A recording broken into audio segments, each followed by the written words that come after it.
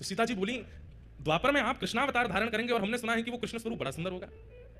राम जी बोले, अब कोई कम सुंदर है हम? बोले नहीं, सुंदर तो आप अभी भी बहुत हो, पर हमें लगता है कि अभी आप इतने सुंदर हो तो कृष्णावतार में और सुंदर, इससे सुंदर और क्या होगा, आप हमें दर्शन करा दीजिए ना। तो राम जी बोले, ठीक है, समय मिलेगा तो मैं दर्शन कराऊंगा। तो फिर राम जी नित्य जाते, एक गुफा में एक शिला है और उस शिला को अपने बाण से ही ठाकुर जी छेद छेद करके अपने द्वापर में प्रकट होने वाले रूप का निर्माण कर रहे हैं स्वयं राम जी।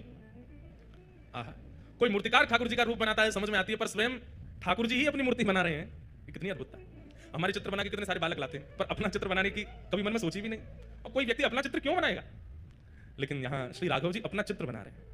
ऐसे नेत्र हैं, ऐसे कान हैं, ऐसी नासिका है, ऐसे अधर हैं, जैसे हैं बिल्कुल वैसे बना रहे हैं, ऐसी थोड़ी है, और बड़ी लगन के साथ अपने सर्वांगीण रूप को निर्माण कर रहे हैं, जो अभी प्रकट हुआ ही नहीं है, द्वापर में होगा, उस रूप को त्रेता में प्रकट कर रहे हैं राघव जी। किस लिए? सीता जी को दर्शन कराना। और नित्य शाम तक निर्माण करते और फिर घास फूस से ढक करके राम जी चले जाते। सीता जी प्रश्न करके खुद ही भूल गई कि उन्होंने दर्शन की अभिलाषा की है। अब ये सोचने लगी कि राम जी दोपहर में गायब होते हैं, रात्रि में आते हैं, जाते कहां हैं, और ये पूरा दिन करते क्या है।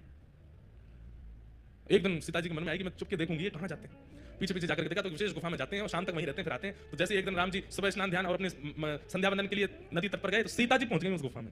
और देखूं तो सही क्या है, भीतर जाके देखा तो कुछ नहीं दिखा, एक तरफ घास फूस रखी थी। सीता जी सब जगह खोज खोज के देखी तो घास जैसे ही हटाई, आहा, श्री गोपीनाथ जी ऐसे विराज रहे थे, त्रिभंग लली श्याम सुंदर।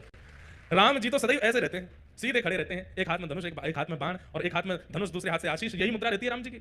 लेकिन आज वही राघव जी जिनको सदा ऐसे देखा है, आज वही राम जी मानो ऐसे दोनों भुजा करके और वंशी धारण करके, और बिल्कुल कमर भी टेढ़ी है, मुख भी टेढ़ा है, पाम भी ऐसे, रूप देख करके सीता जी तो मोहित हो गए। बार बार मन में इच्छा होने लगी कि आलिंगन कर लूं मैं इनका, इतने सुंदर।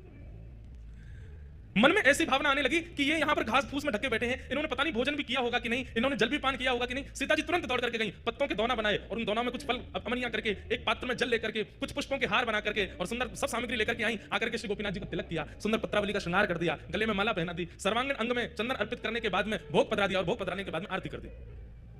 इतने में समय हो गया राम जी के आने का। राम जी जैसे आए, आकर के देखा कि यहाँ तो सीता जी नाच रही है मगन होकर के गोपीनाथ जी के आगे। राम जी बोले, देवी ये आपने क्या कर दिया? अरे ये देखो कितने सुंदर हैं, हमें तो अपने सारे तीर्थों में सब स्थान देवताओं के दर्शन कराए, इन देवता का दर्शन क्यों नहीं कराया हमको? ये बेचारे घास फूस में ढके रखे थे, हमने इनका भोग लगा दिया, माला पहना दी, चंदन पधरा दिया। राम जी बोले, देवी ये कोई स्थान देवता नहीं थे, तो आपने हमसे जिज्ञासा की थी कि द्वापर के रूप का दर्शन कराओ, तो मैं अपने हाथ से ही अपना रूप बना रहा था, ये मेरे द्वापर का स्वरूप है। सीता जी बोली, ये आपके द्वापर का स्वरूप है? बोले जी यही श्री कृष्ण है।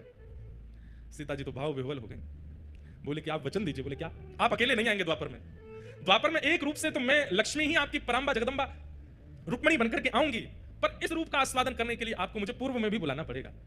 उसमें मैं केवल आपको देखूंगी, आपका प्रेम स्वीकार करूंगी, आपको देखकर के नृत्य करूंगी, आपको देखकर बस मेरी एक ही क्रिया होगी, ना भोजन करना, ना जलपान करना, ना शयन करना, केवल आपको देखना।